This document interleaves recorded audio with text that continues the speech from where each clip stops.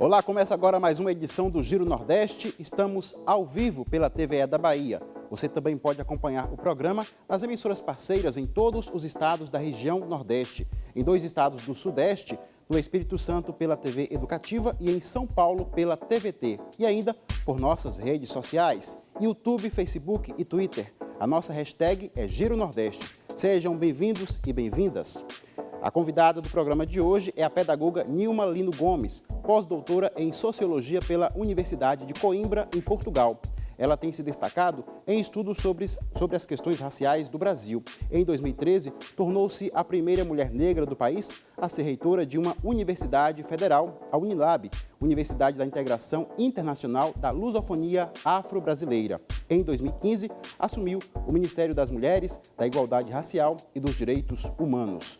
Eu sou o Juraci Santana, da TVE Bahia, e vamos participar do Giro Nordeste em seus respectivos estados. Albiege Fernandes, da empresa paraibana de comunicação. Paiva Rebouças, da TV Universitária do Rio Grande do Norte. Juliano Domingues, da TV Pernambuco. Geandra Portela, da TV Antares, no Piauí. Sérgio Torres, da TV Alagoas. Selma Souza, da TV Aperipê, em Sergipe. Carla Soraya, da TV Ceará. Daniel Amorim, da Rádio Timbira, no Maranhão. Eu quero agradecer a todos pela participação. Vamos iniciar a nossa rodada de perguntas aqui pela Bahia. Professora Nilma, a pandemia do coronavírus, infelizmente, já matou mais de 97 mil brasileiros até agora. Somos o segundo país com maior número de mortes. Nesta quinta-feira, a Justiça suspendeu o decreto do prefeito do Rio de Janeiro que permitia a reabertura de escolas privadas para aulas presenciais. Como a senhora vê esse possível retorno das escolas em meio a esta pandemia no Brasil? É justo um retorno às aulas diferenciado entre as escolas particulares e as escolas públicas, onde está a maior parte das crianças e jovens brasileiros? Uma boa noite para todas, para todos e para todos. Eu quero primeiramente agradecer a possibilidade de participar desse programa Giro Nordeste. Então, quero cumprimentar a todos os colegas da TV, as jornalistas e jornalistas que estarão comigo nessa noite e as pessoas que nos assistem e nos ouvem, né? A questão da pandemia, ela tem sido tratada, na minha opinião, de uma maneira muito pouco séria pelas nossas autoridades, pelo menos por algumas das nossas autoridades no nosso país. No que diz respeito à educação, eu acho que não só a educação, mas no que diz respeito à sociedade brasileira de um modo geral, eu tenho dito, inclusive cheguei a escrever um artigo, dizendo que a pandemia do coronavírus, ela destaca uma série de desigualdades estruturais que nós temos na nossa sociedade. E acho que no caso da educação, é isso que nós estamos vendo. Eu penso que não dá para ter um tratamento diferenciado para a escola privada e para a escola pública, porque eu acho que antes de nós pensarmos em retorno às aulas e pensarmos em uma carga horária ou um conteúdo, nós temos que pensar em salvar vidas. Acho que esse é o primeiro ponto que toda e qualquer autoridade educacional do país, do Ministério da Educação, as secretarias municipais de educação e estaduais têm que pensar.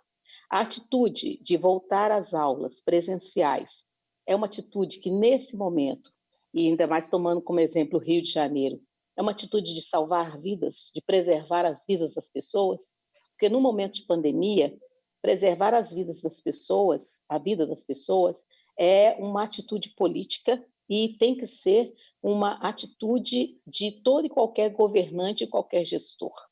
E isso nós temos também a discussão do ensino remoto nas escolas públicas. Com tamanha desigualdade que existe no nosso país, cabe a pergunta se nós damos conta, no público, de atender a todas as crianças, como diz a Constituição e a LDB, oferecendo um ensino remoto em tempos de pandemia, ou se as autoridades educacionais não terão que pensar uma outra forma, inclusive um tempo de espera maior, criando uma isonomia entre o público e o privado, para que aí a gente retome as aulas da forma como deve ser retomada, num período em que a pandemia tenha nos deixado, ou que nós tenhamos encontrado a vacina e a população esteja mais a salvo, digamos assim, do que nós vivemos hoje, nesse momento.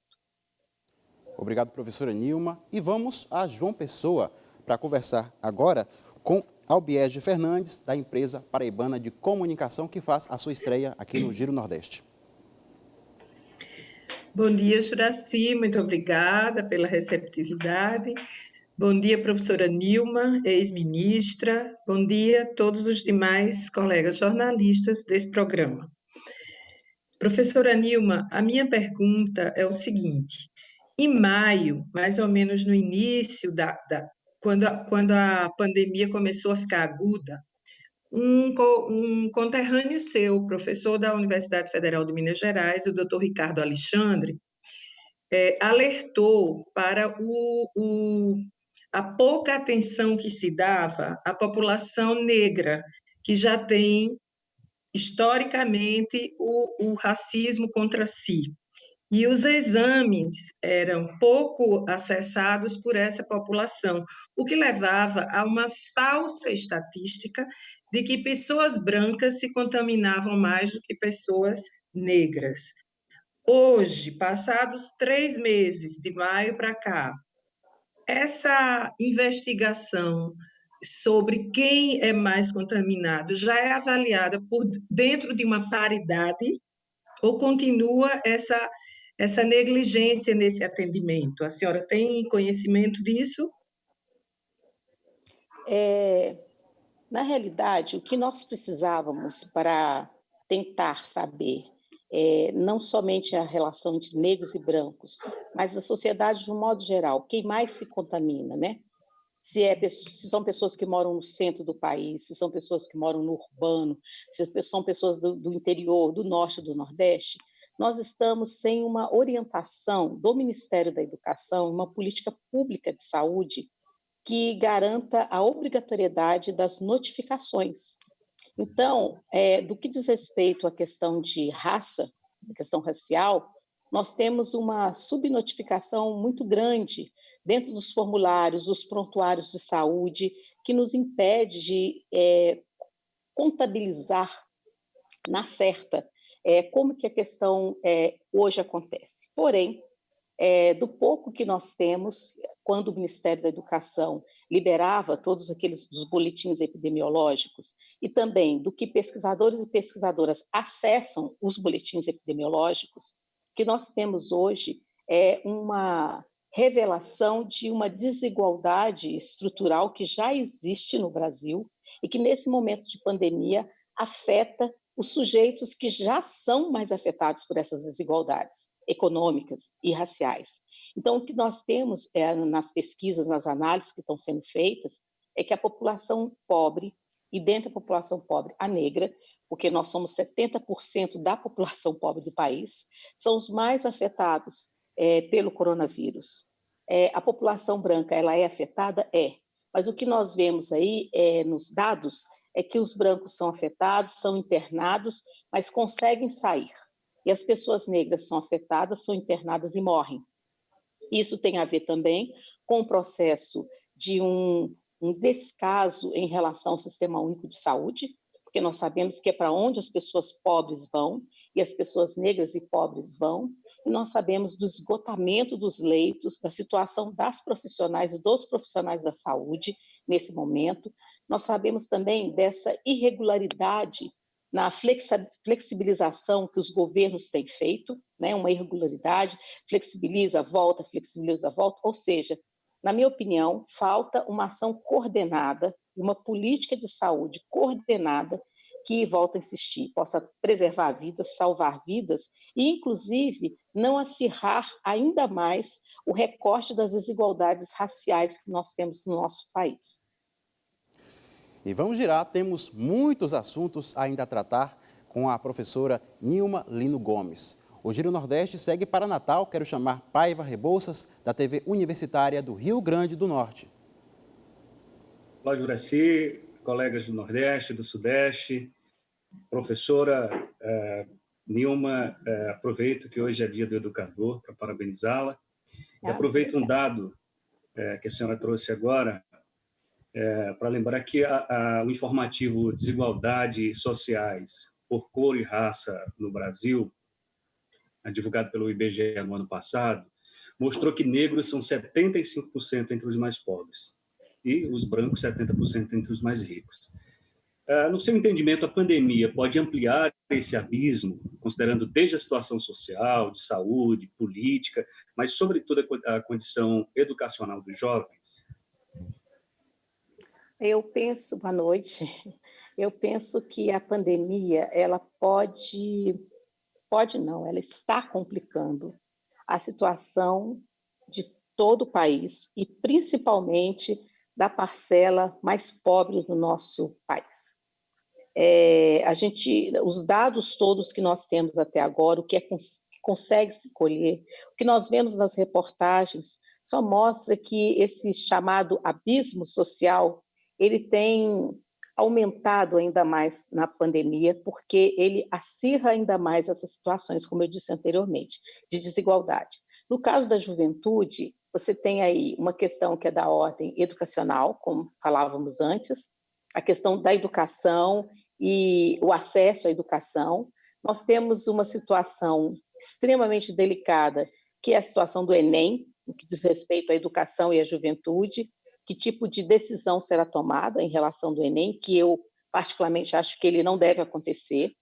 Nós temos a questão do emprego, quando nós falamos da juventude do nosso país e a crise do coronavírus. O desemprego, que afeta a população brasileira de um modo geral e afeta a parcela de juventude empregada que nós temos. Nós temos os jovens, e muito recentemente tivemos todo o movimento dos motoboys, né? E dentro dos motoboys nós sabemos que temos uma parcela de jovens negros, jovens que estão ou desempregados ou que estão no seu primeiro emprego, e a situação de exposição que esses jovens entregadores e motoristas de aplicativos eles vivem. Nós temos uma outra questão que é lazer, que é cultura.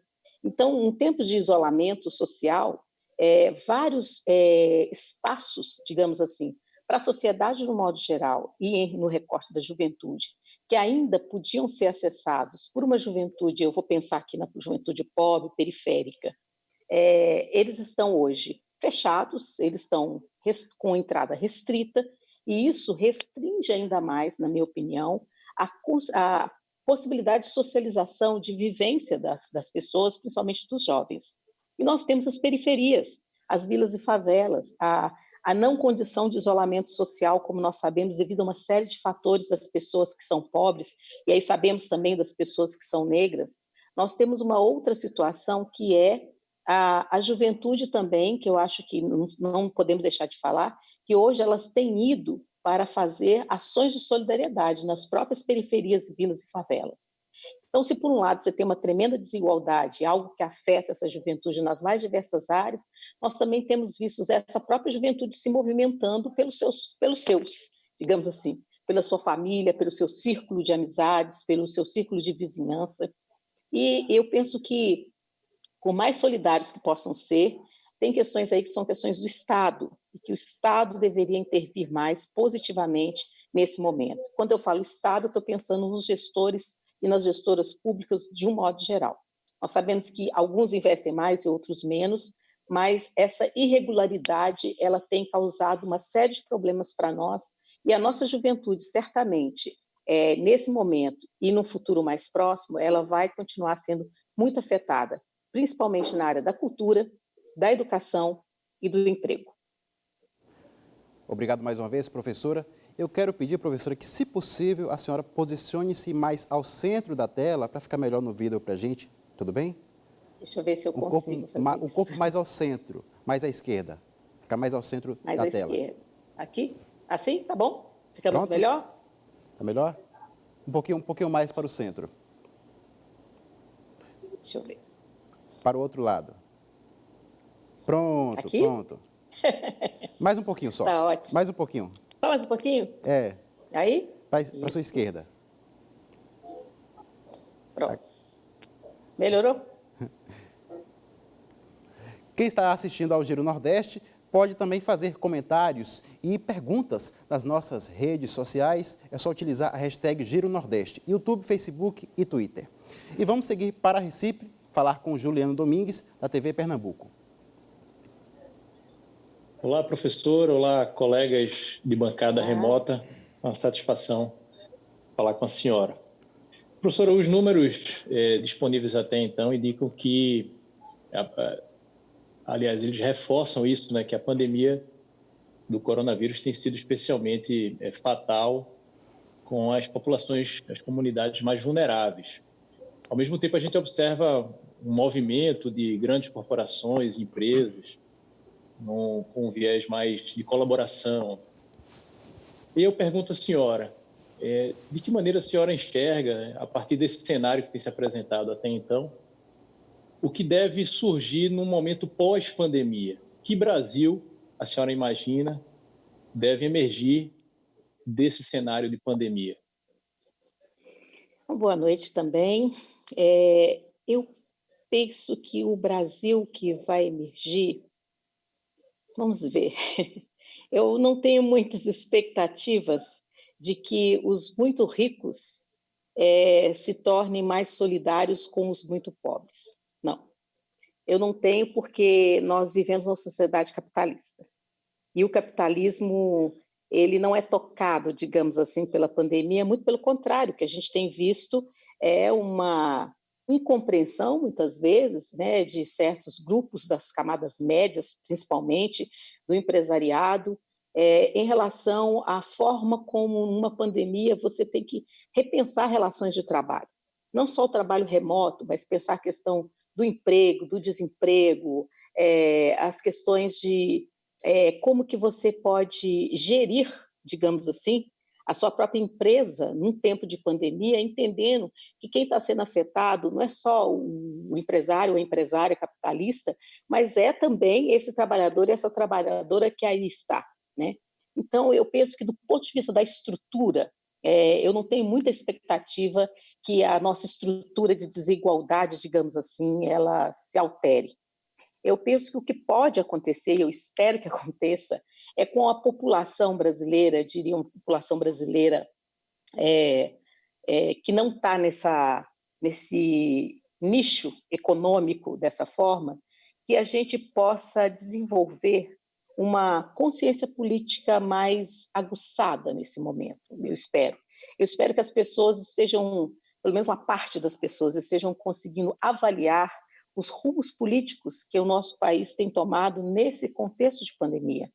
E saiba avaliar nesses rumos políticos as posturas dos governantes, das governantes, a orientação do governo federal, né, as orientações da área da saúde, e compreendam que, numa democracia, nós precisamos de ter gestores e gestoras públicos que sejam comprometidos com a cidadania e com a vida.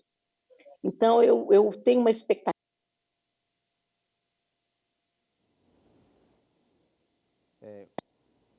das pessoas, que essas pessoas possam compreender melhor esse momento que nós estamos vivendo no nosso país, e que elas pensem que esse novo normal não pode ser, na realidade, uma reprodução do velho normal.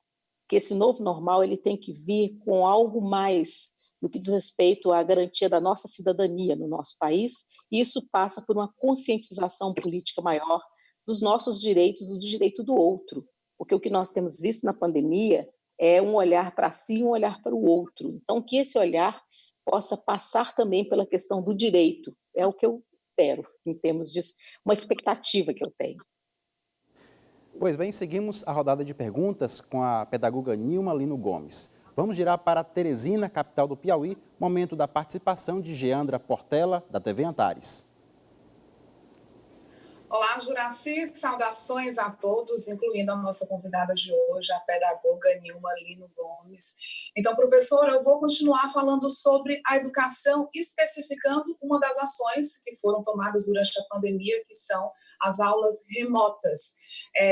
Muitos estudantes não têm acesso à internet, não têm aparelho celular, nem também computador, então o que compromete o aprendizado. Então eu queria saber, quanto tempo a senhora acha que vai levar para reduzir esse grande impacto educacional, especificando essa população? Boa noite também, muito obrigada pela questão. Olha, eu não sei mensurar assim quanto tempo, sabe? Acho que todos nós, nesse momento dessa pandemia, principalmente no momento em que nós não temos vacina, não dá para a gente mensurar muito.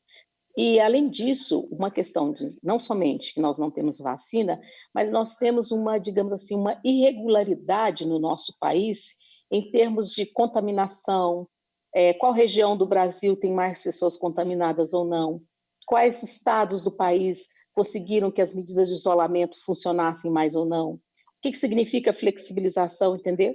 Então, eu penso que hoje, para as autoridades educacionais, talvez o nosso grande problema é que sempre querem que tomemos medidas muito universalizantes em momentos em que nós temos uma diversificação muito grande de situações do nosso país. Então, pode até parecer que eu fico batendo na mesma tecla, e estou, mas eu acho que tudo isso tem muito a ver com a forma como, desde o início, a pandemia foi considerada e foi levada, inclusive pela educação. Eu acho que o Brasil, como nós falávamos há tempos atrás, outras pessoas têm analisado, nós tivemos muito tempo para que nós tivéssemos nos preparado melhor, inclusive na educação, para pensar alternativas numa pandemia que sabíamos que viria. E eu acho que essas providências elas não foram tomadas, ou pelo menos não foram tomadas da forma como deveria. Então, eu acho que a educação, o que vai acontecer é que nós vamos ter que pensar a educação e a oferta da educação, a reposição das aulas, nós vamos ter que pensar sem a lógica de uma situação sem a pandemia. Porque o que eu vejo muitas vezes, é até mesmo na pressão que se tem uma pressão da sociedade, tem pressão de todas as ordens, é que as autoridades educacionais elas tentam resolver uma situação educacional limite que nós estamos vivendo num contexto de pandemia, com medidas quase ou muito semelhantes ao que fariam se a pandemia não existisse, quase que dentro de uma mesma estrutura. Então, não dá para você substituir a aula presencial por aula remota e tudo está resolvido. A educação não acontece dessa forma. O processo educativo ele é muito mais complexo. Então, não basta você substituir um professor ou uma professora na sua frente por um computador e uma tela do computador, dar laptop para todos os estudantes, que a coisa aconteceu e que a relação ensino-aprendizagem ela se desenvolveu da forma como ela se desenvolveria sem uma situação de pandemia. Então, acho que as nossas medidas educacionais elas vão ter que ser pensadas de acordo com cada contexto, de acordo com a forma como a pandemia afetou cada contexto, cada estado, cada município, com alguma orientação que seja mais nacional, mais geral, ok, mas ela tem que pensar muito mais no direito desse estudante e dessa estudante à educação e às aulas, do que uma simples reposição de conteúdos, entendeu? Não é só uma simples reposição de conteúdo. O que nós teremos depois, e na hora que as coisas minimamente se normalizarem, são pessoas marcadas por experiência de morte. Quantos estudantes voltarão para as escolas com familiares mortos, não é isso? Quantos estudantes não voltarão porque morreram? Professores e professoras, sabe? Eu acho que tudo isso tem que ser pensado na hora que você propõe uma alternativa escolar num tempo como esse de pandemia. Por isso eu acho que, do caso da educação, mas não somente, mas o Brasil ainda vai demorar um tempo para as coisas entrarem, digamos assim, nos eixos, principalmente por essa maneira como a pandemia está no nosso país sendo tratada, com 100 mil mortos. Eu acho que isso era algo que nós não precisávamos estar vivendo. Obrigado, professora Nilma. Ainda temos a participação de 4 estados. E agora é a vez de seguirmos para Maceió, onde está Sérgio Torres, da TVE Alagoas.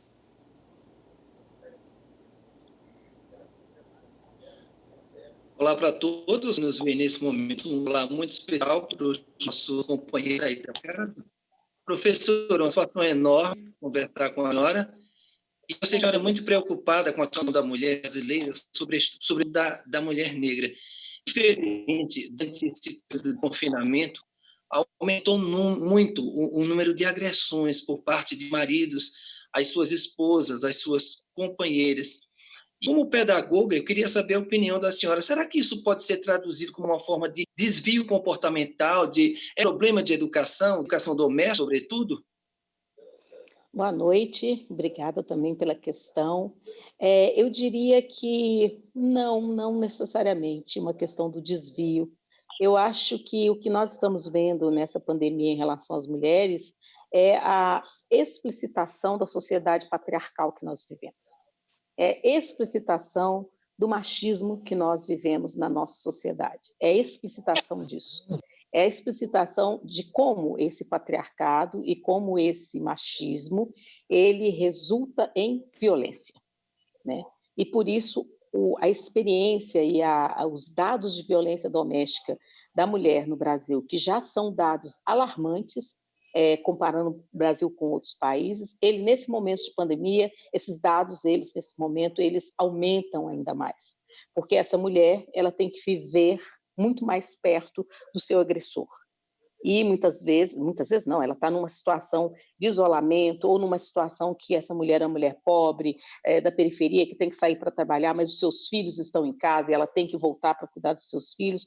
Ou seja, a situação da diminuição da ação dessa mulher no público, ela fica muito maior na pandemia e traz essa mulher muito mais para dentro do privado e traz também esse agressor para dentro do espaço privado. E isso tudo é uma bomba explosiva para acontecer isso no país.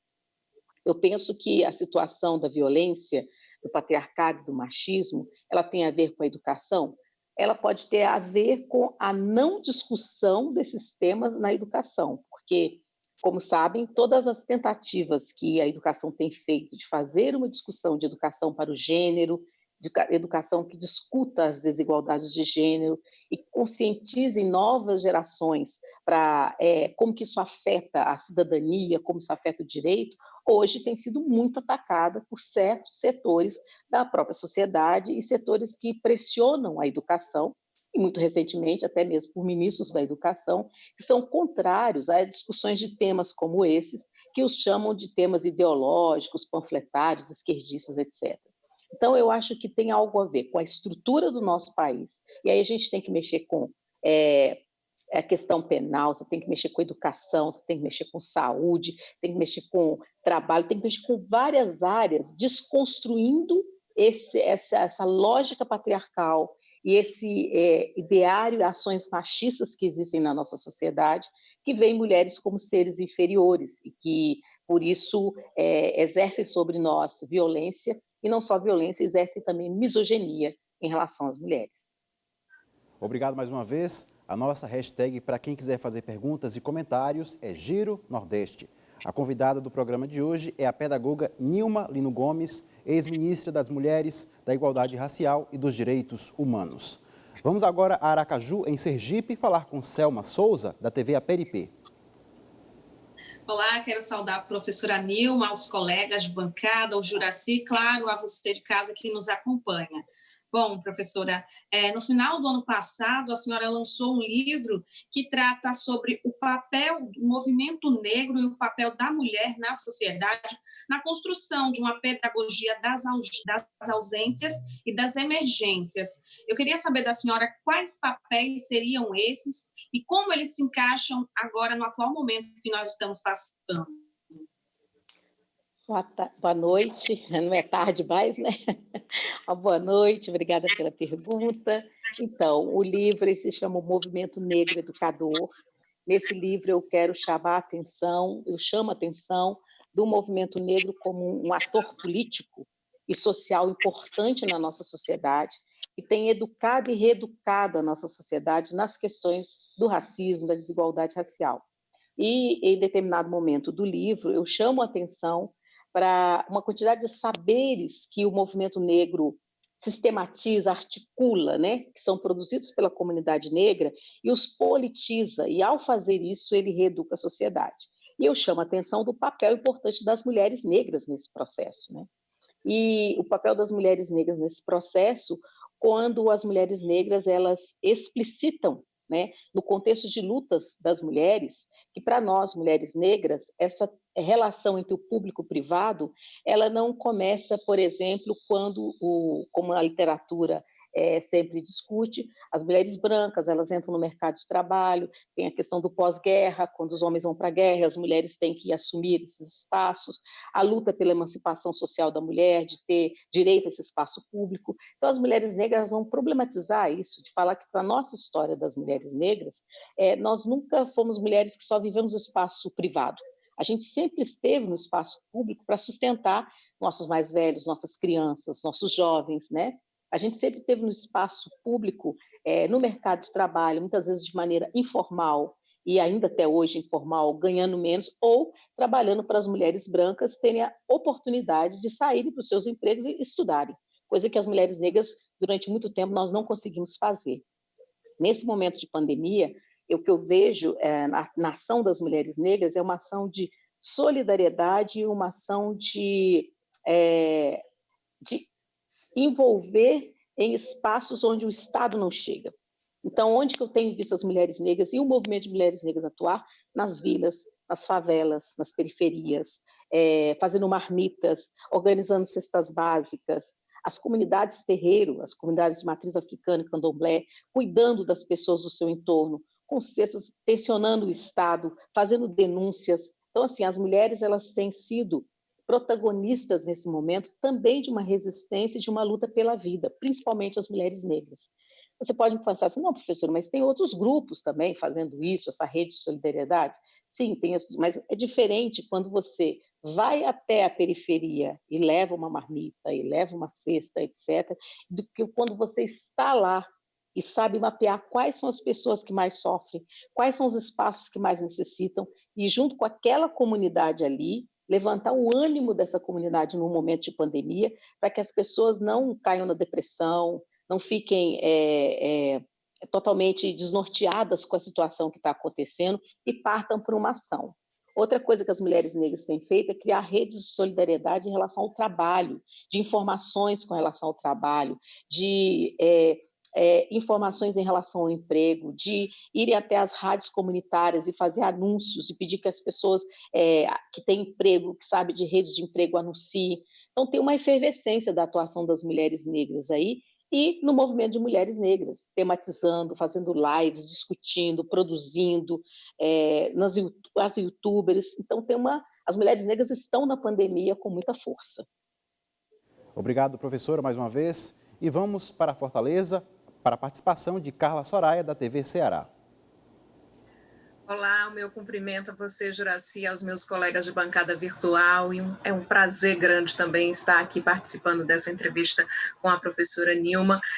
Professora, a senhora foi nomeada pela presidente Dilma Rousseff para ocupar o Ministério das Mulheres, da Igualdade Racial e dos Direitos Humanos. Hoje, o Ministério perdeu o termo igualdade racial e é o Ministério da Mulher, da Família e dos Direitos Humanos. Mas sempre que uma crise maior ou um grande problema afeta o governo, ou alguém ligado ao governo, integrantes do governo ou da família Bolsonaro, o Ministério é utilizado para desviar o foco, né? Então vem com alguma notícia, alguma informação, ou mesmo uma fake news que desvie um pouco o foco do fato principal.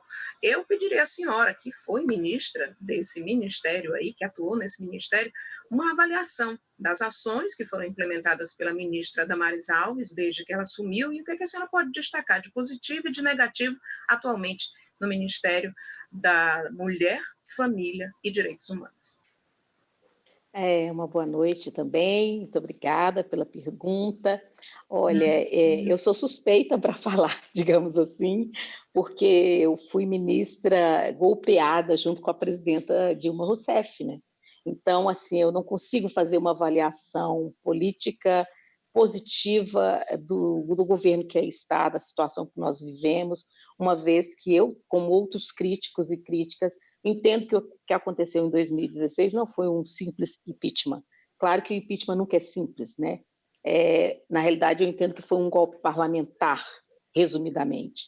Então, a mexer com um ministério como o das Mulheres, Igualdade Racial e Direitos Humanos, implementar um Ministério da Mulher, da Família, dos Direitos Humanos, em si já é alguma coisa que é retrocesso, na minha perspectiva.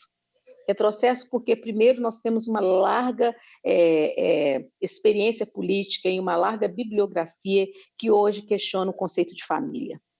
O que é o conceito de família na nossa sociedade? E o que a gente vê nas ações do Ministério, nas falas da ministra, é um conceito de família que é um conceito de família extremamente conservador e ainda numa linha que eu vou dizer cristã. E isso não se aplica a uma sociedade tão diversa como a nossa sociedade, do ponto de vista cultural, étnico, religioso, etc. A outra questão é que nós não temos uma mulher genérica, nós temos mulheres. Então, se você implementa também um Ministério da Mulher, você já está falando também, há uma concepção de um determinado tipo de mulher. E se há uma concepção de um determinado tipo de mulher, isso significa que as políticas públicas para as mulheres que nós realizávamos, como todos podem ver, elas se encerraram, elas não acontecem mais. E na perspectiva dos direitos humanos, então, se você tem uma concepção de família, uma concepção de mulher, são concepções conservadoras, eivadas de uma leitura fundamentalista religiosa, o que pensar dos direitos humanos? Então, às vezes as pessoas falam comigo, professora, não é possível? É possível sim você ter uma visão e uma prática conservadora dos direitos humanos. É possível. É possível que a prática conservadora dos direitos humanos, ela se aproxima de uma visão assistencialista e não de uma visão dos direitos, da igualdade, da diversidade e da equidade. Temas que são importantíssimos no campo dos direitos humanos. Então, eu não vejo no que eu tenho observado, ações que vão nesses eixos, que eram eixos que nós tínhamos no nosso governo. Todos os governos têm críticas, têm pontos limitadores, mas não há como deixar de reconhecer que nós tivemos muito avanço na luta e nas políticas para as mulheres, de igualdade racial, de direitos humanos no nosso país, com todos os problemas que nós sabemos. E uma outra questão que eu acho que é importante considerar é esse lugar de você colocar, seja a ministra, seja o ministério, como um para-raio em momentos de grande tensão política. Isso, para mim, diz respeito a uma despolitização da ação, da importância do tema desse ministério, e uma vez que nós temos uma mulher à frente da pasta, isso vai na contramão da luta que nós temos pelos direitos das mulheres, pela igualdade e equidade de gênero, e por um lugar político, cidadão da mulher na nossa sociedade. Eu diria isso em torno do tema. Muito obrigado mais uma vez, professora Nilma. E vamos seguir para mais uma capital do Nordeste, São Luís do Maranhão. É o momento de Daniel Amorim, fazendo sua estreia da Rádio Timbira, fazer a pergunta à professora Nilma. Seja muito bem-vindo.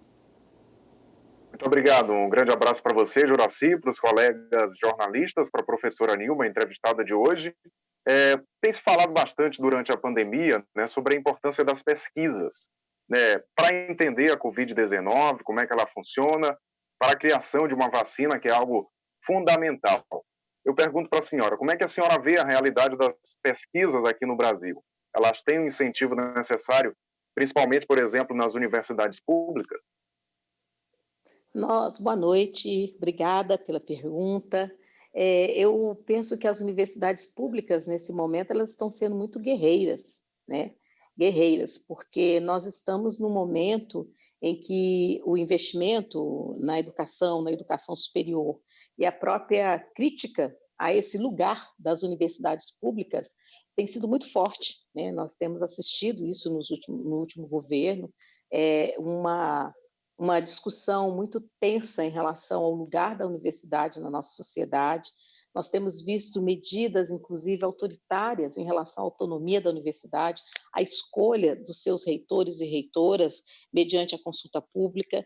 Então, eu acho que, talvez eu diria que esse momento da pandemia tem sido para as universidades um momento de revalorização das universidades por uma parcela da população que seguia de forma, alguns, muito cegamente a essas críticas e outros porque fazem parte de uma concepção mesmo ideológica e política que desacredita no lugar da ciência, no lugar da produção do conhecimento, que é uma das funções de uma universidade pública. Então, eu acho que a universidade pública, naquilo que ela pode e deve fazer, as pesquisadoras e os pesquisadores, eles têm se desdobrado na busca de soluções para a questão da pandemia, na busca de relações internacionais, inclusive, de convênios e acordos internacionais para pensar a pesquisa e pensar a busca, não somente de vacina, mas também de outras formas de tratamento em relação à Covid-19, mas com muitas dificuldades por ausência de recursos. Nós precisávamos e precisamos de recursos, né, públicos extras, inclusive, para as universidades, principalmente para as áreas da ciência que tem que se debruçar sobre as questões ligadas à pandemia, para que a gente possa, então, o conhecimento acumulado, a expertise que a nossa universidade pública tem, possa, de fato, ser colocado a serviço da sociedade. E, posteriormente isso, que o Ministério da Educação também, o Ministério da Saúde, melhor dizendo, é vice de educadora, né? Ele encampe também e participe junto com as universidades desse processo que é tão necessário na nossa sociedade, que é encontrar não somente a vacina e ter condições de participar, por exemplo, de encontros com os pesquisadores, sejam virtuais, depois, posteriormente, encontros presenciais, sejam recursos para que as pesquisadoras e pesquisadores possam se debruçar e ter a matéria-prima necessária para fazer os seus estudos, suas pesquisas. Então, é uma situação muito delicada essa da nossa universidade e, ao mesmo tempo, várias pessoas acompanhando as ações, inclusive da universidade, para além dessa área mais da tecnologia, para além mais dessa área das biomédicas, também as áreas da educação, as áreas da cultura, a questão do lazer, a questão da informação da população, a produção de materiais de higiene que as universidades têm feito. As universidades têm trabalhado muito, as universidades públicas, nesse momento da pandemia, nas suas mais diversas áreas. Obrigado, e vamos iniciar aqui pela Bahia mais uma rodada de perguntas para a pedagoga Nilma Lino Gomes. Professora, o Brasil possui atualmente 69 universidades federais. A senhora foi a primeira mulher negra da história do Brasil a assumir o maior cargo das universidades. Qual a importância de manter ou de ampliar a política de cotas para que mais pessoas negras possam ter acesso, pelo menos, ao ensino superior? A importância é de... Mais uma vez, obrigada, né, pela pergunta. A importância é de construir, de fato, uma igualdade racial no nosso país, nas mais diversas áreas e, sobretudo, na educação. Nós temos, inclusive, a Lei 12.990, de 2014, que é a Lei de Cotas Raciais para os concursos públicos, né, federais, as autarquias, e nós ainda temos muito poucas universidades públicas aplicando a Lei 12.990. Por que eu estou falando dessa legislação? Porque ela diz respeito à entrada de professoras e professores negros nas mais diversas áreas no ensino superior público, e isso possibilita uma diversidade do quadro docente dentro de uma universidade, e essa diversidade, uma composição mais diversa do quadro docente, vai nos permitir, inclusive, que futuros reitores e reitoras negras também estejam nas nossas universidades, na nossa sociedade. Então, as ações afirmativas, elas são medidas de correção de desigualdades, e elas precisam continuar no Brasil, não somente na graduação, mas na pós-graduação e também nos concursos públicos, pensando nas universidades, uma vez que outras instâncias públicas federais e também estaduais, que adotam leis específicas, já estão realizando esses concursos. Obrigado. Tem mais perguntas para a professora Nilma. Seguimos agora para João Pessoa. Vamos falar com Albiege Fernandes, da empresa paraibana de comunicação. Voltando a conversar com a professora Nilma, eu queria perguntar à senhora o seguinte: atualmente, com todo esse retrocesso que foi falado aí, inclusive nesse importantíssimo ministério que a senhora ocupou e que hoje está completamente deturpado, e tomando também lá atrás a sua tese de doutoramento sobre a identidade negra através do cabelo, da vestimenta, e a senhora também falou sobre as mulheres de terreiro. E aí eu pergunto do retrocesso, dessa igreja evangélica presente hoje no governo, no Poder Executivo. A senhora tem alguma esperança que os brasileiros se despreguem da religião, da religiosidade? Tem um verso de uma canção de um paraibano que diz assim: desde que fui batizado, minha alma amarelou, minha pele, que era negra, desbotou. E a gente vê por esse verso que as igrejas cristãs, entre aspas, mais de branco, elas tentam descaracterizar essa identidade negra. E a igreja hoje voltou a ter muita importância no Brasil, infelizmente. A senhora imagina que a gente vai conseguir avançar novamente, se desprender dos conceitos religiosos? Então, obrigada por mais essa pergunta. Eu penso que o Brasil nunca se desprendeu da religião que foi um dia chamada de religião oficial cristã, né? Então, você tinha a católica, que durante muito tempo foi hegemônica, que hoje tem cada vez mais perdido a hegemonia para as igrejas evangélicas, mas muito mais de uma determinada linha, né? De uma determinada linha de pentecostalismo, né?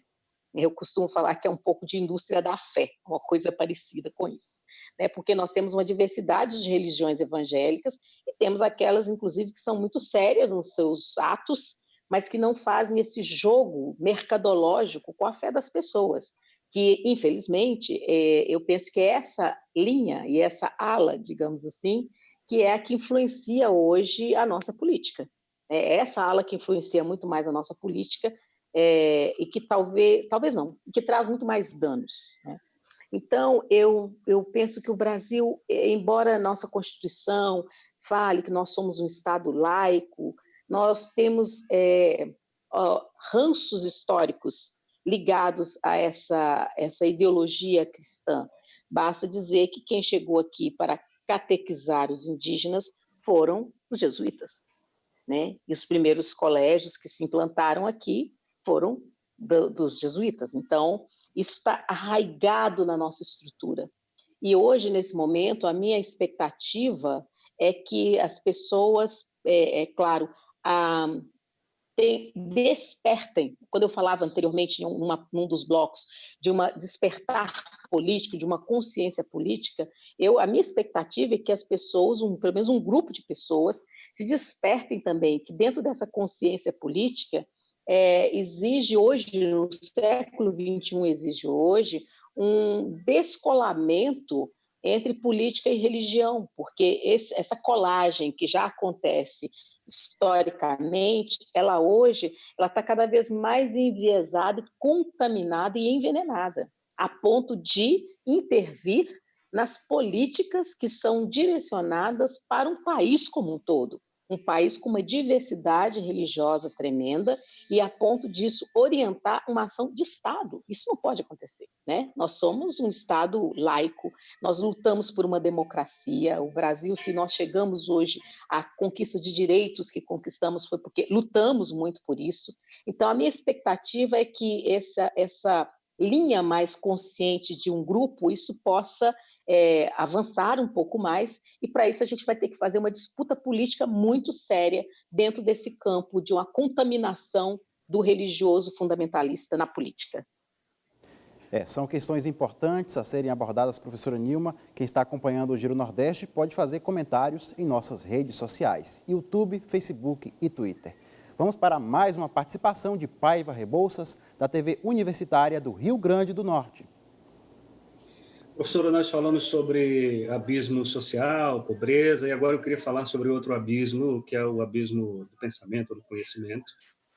E aí, queria falar sobre o pensamento abissal, que é aquele termo trazido por Boaventura de Souza Santos, e citado da senhora, para lhe perguntar se a pandemia pode ampliar esse pensamento abissal, do conhecimento acadêmico, elitista, em oposição ao conhecimento empírico dos povos tradicionais históricos, ou, ao contrário, se isso pode ser esse momento, né, em que está todo mundo olhando para todos os lados, pode ser uma oportunidade de colocar, de fato, na mesa a dimensão epistemológica do conhecimento, evidenciando a raça enquanto construção social, cultural e política. Obrigada mais uma vez pelas questões, pela questão. Eu acho que, como os jovens costumam dizer, tudo junto e misturado. Acho que esse momento traz isso tudo junto e misturado, porque, como diz o professor Boaventura de Souza Santos, o pensamento moderno ocidental é um pensamento abissal, e eu concordo com ele, né? Você tem esse pensamento construído principalmente em áreas fundantes da ciência e também na política, e você tem os que estão do lado de cada linha e os que estão do lado de lá da linha. De um lado da linha estão aqueles que se pensam civilizados, intelectualizados, que cultuam as artes, etc, etc. Do outro lado da linha estão aqueles vistos como selvagens, os não educáveis, né? Aqueles que, do lado que não tem direito, não tem lei, enquanto esse lado de cá é o lado da lei do direito. Acho que é uma boa formulação para pensar esse abismo dessa sociedade que vivemos no nosso mundo. E eu acho que a pandemia, como eu falava antes, como nós estamos num sistema capitalista, e esse sistema capitalista é intocado nesse momento de pandemia, muito pelo contrário, a gente vê uma corrida, não só do mundo capitalista, vamos pensar assim, mais macro, mas até mesmo das nossas atitudes. Lembra-se que quando a pandemia começou, qual foi o comportamento das pessoas? Correram até as farmácias, compraram litros e litros de álcool gel, compraram máscaras à revelia, não sei quantas máscaras. As pessoas privatizaram algo que nós poderíamos ter tido um comportamento muito mais democrático e público, pensando que a pandemia afetaria a todos nós. E isso não estava só naquele que comprou, naquela que comprou com medo de acabar, etc., mas estava também naquele que vendia, né? No fornecedor e naquele que revendia, de não colocar, inclusive, limites para as pessoas no acesso a produtos de higiene que todos teriam que usar numa pandemia, como acontece, por exemplo, em Cuba mesmo. Eu vivi isso lá quando visitei, e agora também Cuba está dando exemplo para a gente do que é você pensar de uma forma mais igualitária um trato que o Estado tem que dar à sociedade em momentos como esse. Então, eu diria que, por esse lado, nós vamos ter esse acirramento, esse abismo, do mesmo jeito. Por outro lado, eu acho que também, como as pessoas costumam dizer, que eu sempre acredito na educação. Então, eu sempre acredito que as pessoas são reeducáveis. Eu acho que tem uma parcela da sociedade brasileira também que está fazendo uma autorreflexão também, está se reeducando nesse momento de pandemia. Então, é dessa parcela aí que eu acho que pode sair outros tipos de atitude, e dentro dessa parcela nós temos também pessoas que estão na área da produção epistemológica, na área da produção do conhecimento. Nós temos uma pandemia que acontece no momento que nós temos políticas de ações afirmativas, então nós temos jovens da periferia, jovens negros, quilombolas, indígenas, que estão aí tensionando também as universidades, nas propostas que as universidades têm feito de volta às aulas, de questão de ensino remoto, e são esses sujeitos diversos, digamos assim, que estão dentro do campo do conhecimento hoje, fazendo aquilo que eu chamo a atenção no meu livro, levando outros saberes, outras formas de conhecer, que tensionam a ciência como única, exclusiva forma de conhecimento, que é o que o professor Boaventura também trabalha.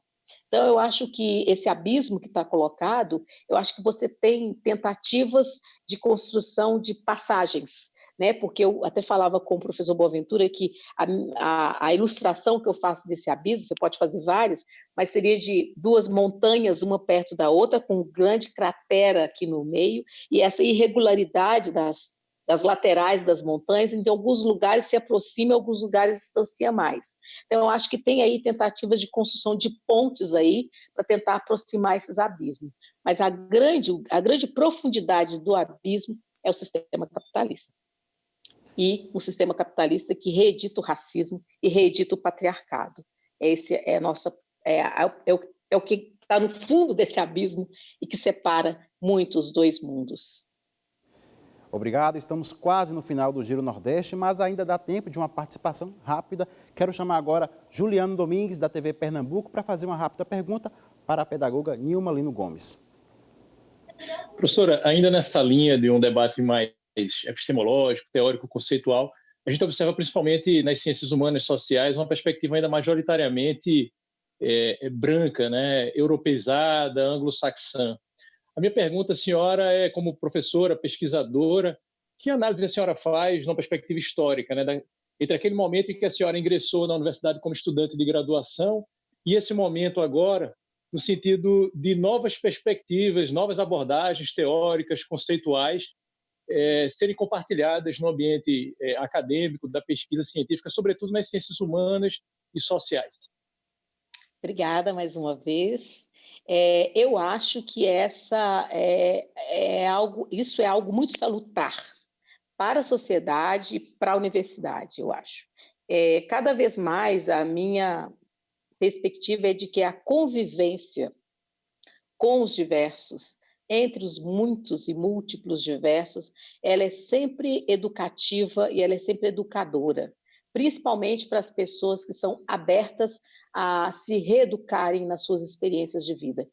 Esse momento que nós vivemos, desde a minha entrada para a universidade nos anos 80, eu não somente era uma das poucas mulheres negras, e olha que eu estava na área das humanidades, que é uma área que nós temos mais pessoas pobres, pessoas de grupos étnicos, raciais, diversos, que não brancos somente, que entram para essas áreas, principalmente a pedagogia, que é o meu curso, né? Mas mesmo assim eu era uma das poucas naquele momento, o que não é o que nós vemos a realidade hoje do curso de pedagogia, onde mesmo eu atuo. E outros cursos e outras áreas, vamos pegar arquitetura, medicina, engenharias, etc. As cotas, as ações afirmativas na modalidade cotas, elas possibilitam a entrada por direito de sujeitos negros e negras, ou seja, uma parcela da diversidade que entra para espaços onde eram espaços que a convivência com essa diversidade, ela só acontecia na experiência dos estudantes com negros e negras em lugares de subalternidade, em lugares subalternizados. Era a empregada, era o garçom, era o entregador, etc., mas não negros e negras assentados no mesmo banco, fazendo todos os laboratórios de um curso de odontologia, participando das maquetes das construções de um curso de arquitetura, tendo um desempenho escolar igual ou melhor do que estudantes que tiveram todas as condições sociais, econômicas e culturais para chegarem sem impedimentos ao ensino superior. Eu acho que essa convivência com o diverso, e no caso a diversidade racial, ela é muito importante, inclusive porque a presença desses sujeitos, ela significa que os sujeitos eles vêm com tudo, né? Nós chegamos nos lugares com tudo, com a nossa corporeidade, com a nossa intelectualidade, com as nossas emoções, as nossas culturas. Então, esses sujeitos eles têm levado para esses diferentes espaços acadêmicos os seus conhecimentos, as suas vivências, os seus saberes. E tem um diferencial nesse tipo de saber que vem do sujeito das ações afirmativas. Podem ser populações indígenas, populações do campo também. São saberes que eu chamo a atenção no livro, e o professor Boaventura também faz essa discussão, são saberes construídos na luta. Isso faz toda uma diferença no campo epistemológico. Seja a luta política, seja a luta cultural, ou seja a luta nas periferias para a sobrevivência digna. Obrigado mais uma vez, professora Nilma, pela participação. O Giro Nordeste está terminando. Eu quero agradecer também aos comunicadores, Albiege Fernandes, da empresa Paraibana de Comunicação, Paiva Rebouças, da TV Universitária do Rio Grande do Norte, Juliano Domingues, da TV Pernambuco, Geandra Portela, da TV Antares, no Piauí, Sérgio Torres, da TVE Alagoas, Selma Souza, da TV Aperipê, em Sergipe, Carla Soraya, da TV Ceará e Daniel Amorim, da Rádio Timbira, no Maranhão. Muito obrigado também a vocês que acompanharam o Giro Nordeste. A gente volta na semana que vem. Até lá!